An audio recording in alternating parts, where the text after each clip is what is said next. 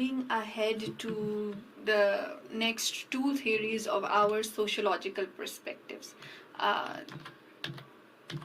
अब जिस तरह कि आपको पता है, we did classical school of thought, positive school of thought, biological done, psychological done, and we are right now on the sociological perspective. Our sociological perspectives में we have a total of 5 theories. In theories में जो social disorganization theory है वो हम लोगों ने complete कर लिया है. आज हम करेंगे the strain theory and the labelling theory, कि किस तरह से ये दो सोशोलॉजिकल थ्योरीज जो हैं ये किस तरह से क्राइम कॉज करती हैं सोसाइटी. ठीक है, so let's begin with the strain theory. It follows the work of Emile Durkheim advanced by Merton and Cohen. Basically जो स्ट्रेन थ्योरी पे काम है वो इन्होंने किया. इन्होंने हल्का सा आइडिया इधर से लिया, इनकी थ्योरी से लिया, और इन्होंने आगे उस पर काम करके पूरी स्ट्रेन थ्योरी बनाई है. अब before going into the details, I want to ask a few things. How many of you feel कि आपके पेरेंट्स या आपकी सोसाइटी ने आप पे बहुत ज़्यादा प्रेशर डाला हुआ है? ठीक है, when a child grows up, when a child is born, उसको उस पर शुरू से प्रेशर होता है कि तुमने डॉक्टर बनना है, तुमने पैसा कमाना है, देखो हम तुम्हारे लिए इतनी मेहनत कर रहे हैं, हम तुम्हें स्कूल भेज रहे हैं, तुमने पैसा कमाना है, तुमने कुछ ऐसा नहीं करना जो हमारे अगेंस्ट जाए.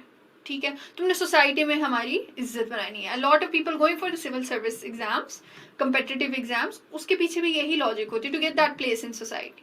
तो व्हाट इज ज़रूरी नहीं कि आप में से कोई, बहुत से ऐसे हैं जो फिर इस एग्जाम की तरफ आ रहे हैं. You are taking the proper means of it, you are taking the institutionalised means, जो एक प्रॉपर तरीका आपके लिए सोसाइटी ने बनाया हुआ है वो चीज़ें अचीव करने के लिए, आप वही ले रहे हैं. लेकिन ज़रूरी नहीं कि इस प्रेशर की वजह से, इस स्ट्रेन की वजह से, ज़रूरी नहीं कि हर कोई जिस पे ये स्ट्रेन है वो उसी प्रॉपर मेथड पे जाए. ठीक है, तो आज जो स्ट्रेन थ्योरी है इट फोकसेस ऑन दिस. ये आपको बता रहा है कि किस तरह सोसाइटी के प्रेशर से, सोसाइटी के स्ट्रेन से इंसान जो है वो क्रिमिनल एक्टिविटी की तरफ जा सकता है. ठीक है, सो व्हाट डज इट से? Motivation of crime is derived from pressure of society. Crime अगर कोई कर रहा है तो वो सोसाइटी के प्रेशर की वजह से कर रहा है, स्ट्रेन की वजह से कर रहा है. Society lays emphasis on monetary gains. अभी I can relate to this, you can relate to this, everyone can relate to this, कि no matter we like it or not, हमारे यहाँ पैसे की बहुत ज़्यादा इम्पोर्टेंस है, और सिर्फ हमारे यहाँ नहीं, एवरीवेयर. नॉर्मली जिसके पास पैसा है या जिसके पास पावर है, लेकिन स्पेशली पैसा, उस इंसान की सोसाइटी में और ही इज्जत होती है और उस इंसान को ही सक्सेसफुल समझा जाता है. ठीक है, weak emphasis on legitimate norms to achieve this is very important. हम में से सब ने बचपन से ये सुनते आ रहे हैं कि भाई पैसा कमाना है, पैसा तो लाजमी कमाना है आपने. ठीक है, इधर से कमाओ, जॉब करो, बिजनेस करो, बस पैसा आना चाहिए. ठीक है, होता क्या है, चलो डायरेक्टली नहीं भी कहा गया, सोसाइटी में आपके इर्द गिर्द हमारा वो वाला रिश्तेदार है, बहुत अमीर है, उसके बेटे को इतनी अच्छी जॉब मिली है, बहुत पैसा, उन्होंने ये गाड़ी लिया, उन्होंने ऐसा घर लिया, उन्होंने इस इलाके में घर लिया, ये सब कुछ हम सुनते आ रहे हैं शुरू से. ठीक है, ये तो सुन लिया कि पैसा इंपॉर्टेंट है. How often do we hear growing up, हम अपने पेरेंट्स छोड़े, हम अपनी सोसाइटी से ये कितना सुनते हैं कि हाँ पैसा कमाना है लेकिन इस तरह कमाना है, पैसा कमाना है लेकिन इतना पागल नहीं होना पैसे के पीछे कि तुम हर तरफ से कमाओ, कोशिश करो कि इस तरह से इन लिमिट्स में रह के पैसा कमाओ.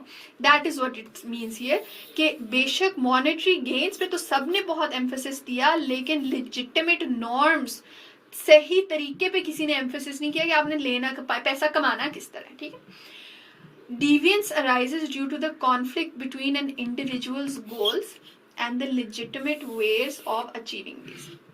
According to the strain theory, crime तब होता है जब एक मसला खड़ा हो जाता है. एक तरफ आपको पैसा कमाना है जो कि आपके गोल्स हैं, चलो पैसा कमाना ना से और भी बहुत गोल्स होते हैं, एक तरफ आपके वो गोल्स हैं और दूसरी तरफ तरीके हैं. जब इनमें how to get that goal, जब इनमें एक कॉन्फ्लिक्ट आ जाता है और आप इन चीज़ों को दोनों को साथ साथ लेके नहीं चल सकते, तो इस थ्योरी के मुताबिक ऐसी सिचुएशन में क्राइम के चांसेस ज़्यादा हो जाते हैं.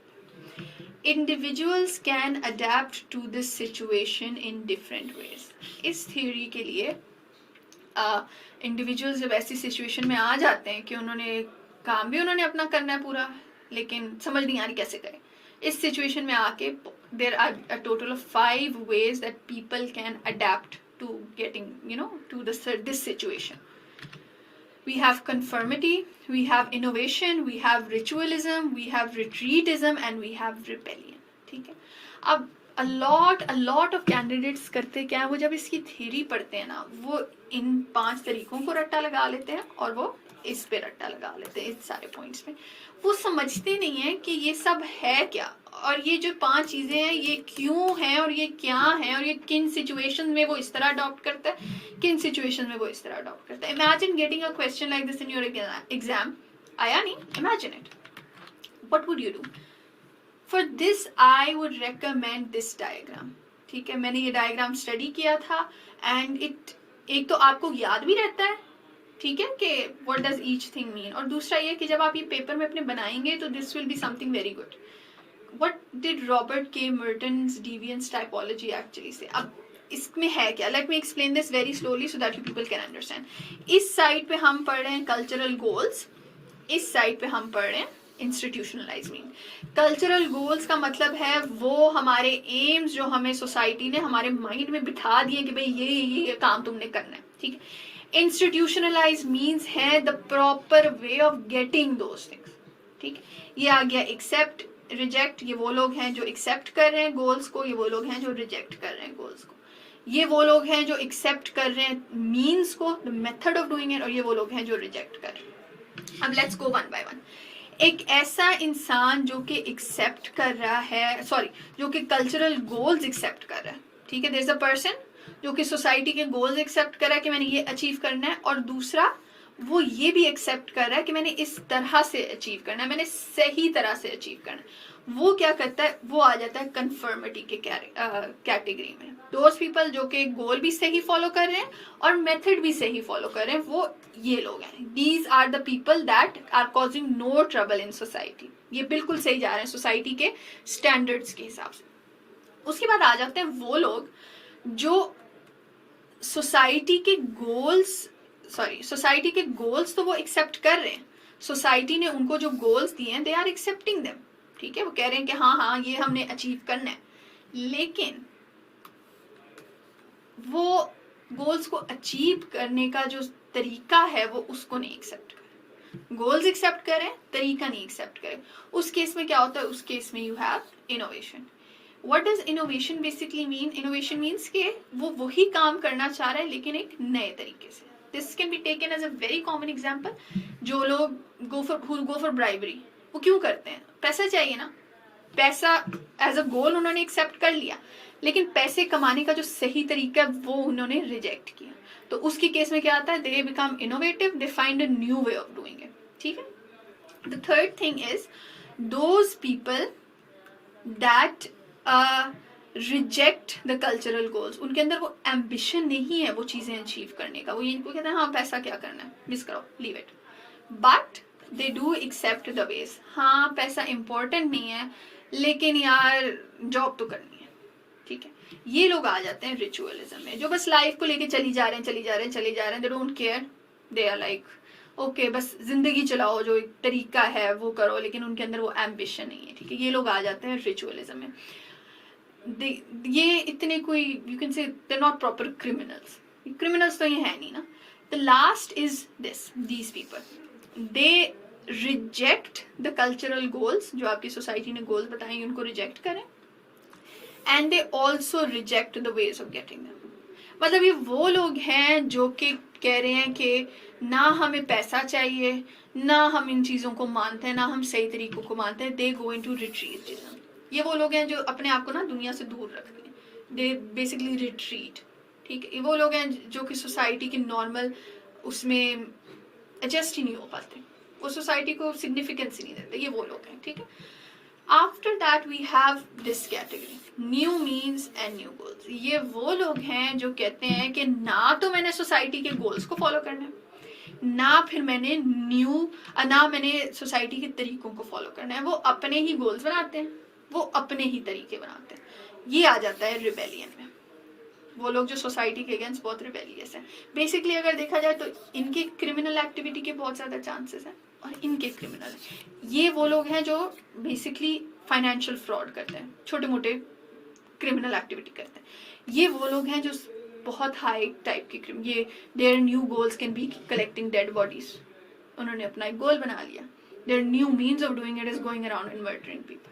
ठीक, तो ये जो रिबेलियन वाली कैटेगरी आती है, these are the most severe criminals. ठीक है, अब बेसिकली इससे I hope you people understand कि स्ट्रेन थ्योरी है क्या और ये हमें कहती क्या है। ये हमें यही बात बता रही है कि सोसाइटी के गोल्स और उनको अकॉम्प्लिश करने के तरीके, इन पे जब डिफरेंट सिचुएशंस आती है, हम इनके हिसाब से जिस तरह अपने आप को एडजस्ट करते हैं, तो उसके रिजल्ट में हम डिफरेंट सिचुएशंस में फंस जाते हैं। ठीक है, और उनमें फिर क्रिमिनल एक्टिविटी के ज़्यादा चांसेस हैं। तो सोसाइटी के प्रेशर की वजह से, and which can be related to a lot of people, ठीक है, we all can relate to this, कि सोसाइटी का प्रेशर जो है वो इंसान को क्रिमिनल एक्टिविटी की तरफ पुश करता है। I hope you all understood the strain theory. Now we're moving on to the next one. Have a look at this person. What is the first thing you think that comes to your mind when you see this person? क्या आता है mind में?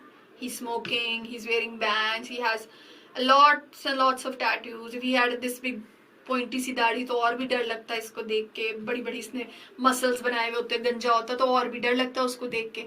ठीक है, तो why is it so?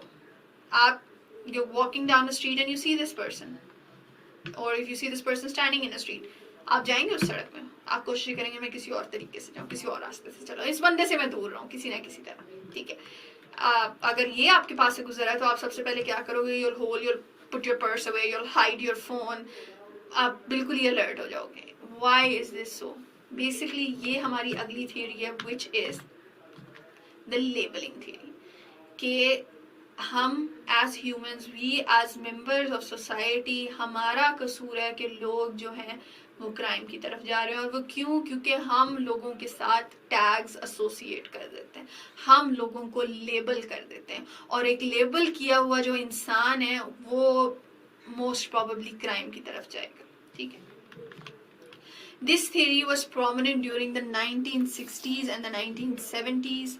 Major role was played by Howard Becker. अब ये तो सारे पॉइंट्स हैं जो लिखने चाहिए और MCQs में भी आ सकते हैं, तो इसलिए आई एम मेंशनिंग देम, लेकिन आइडिया आप लोगों को शायद हो जाए कि लेबलिंग थ्योरी है क्या।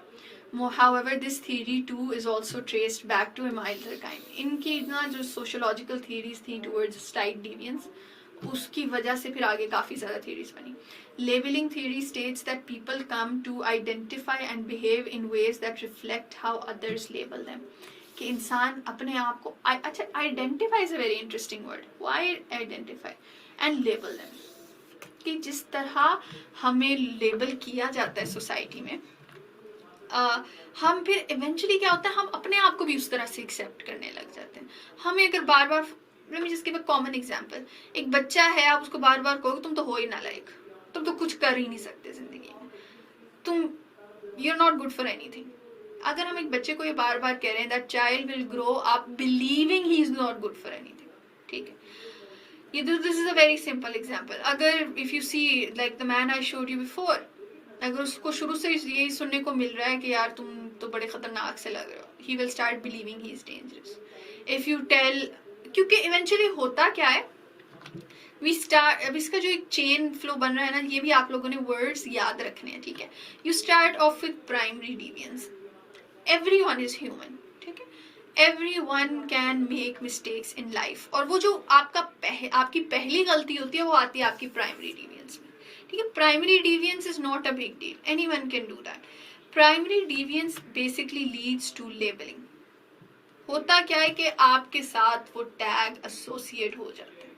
ठीक है, आपने अगर लाइफ में कोई चोरी कर ली, if you have misbehaved with anyone, ये स्टार्ट होता है स्टार्ट वाले ऑफेंडर्स पे. ये उन लोगों पे अप्लाई होता है जो बिल्कुल नए नए बड़े हो रहे हैं और उनमें वो क्रिमिनल टेंडेंसी बढ़ती जा रही है. ठीक है, तो कि उन लोगों पे अप्लाई होता है, टीनेजर्स पे बहुत ज़्यादा अप्लाई होता है. वो लोग क्या हो जाते हैं, वो लेबल हो जाते हैं कि भाई ये तो है ही ख़राब, ये तो बड़ा ख़राब लड़का है. ठीक है, उसके बाद क्या होता है, self fulfilling prophecy. Please use this word, self fulfilling prophecy, ये इस थ्योरी का एक बहुत इंपॉर्टेंट वर्ड है।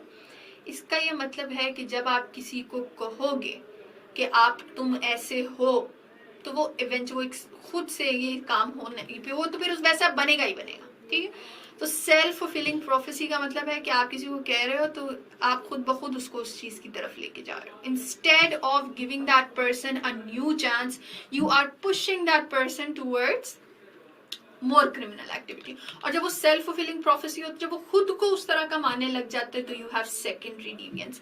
और सेकेंडरी डिवियंस क्या है? This is always a very great level of crime.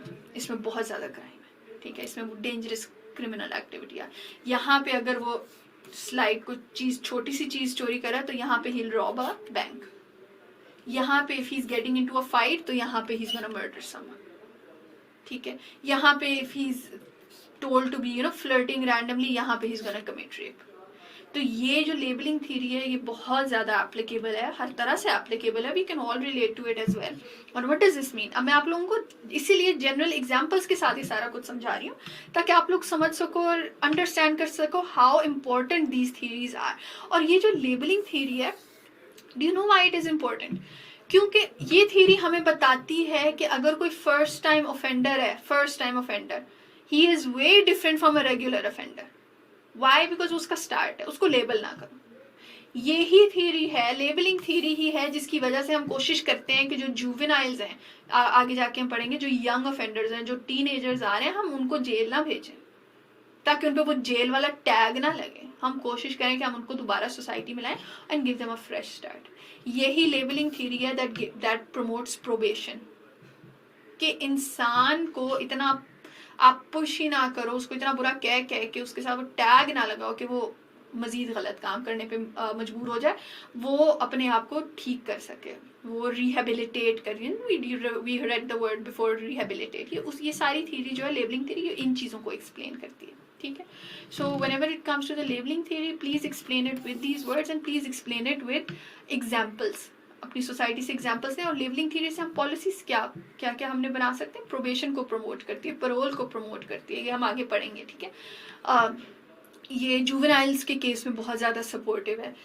तो लेबलिंग थ्योरी को पॉलिसी के हिसाब से भी आप देखें और इसकी थ्योरी के हिसाब से भी आप देखें। And if you think about it, the labelling theory is a very very applicable theory in the social perspective of criminology. So that this marks the end of our lecture, and I hope you understood these two theories today, the strain theory and the labeling theory. और इसके बाद we are going to move ahead to the last two theories of the sociological perspective.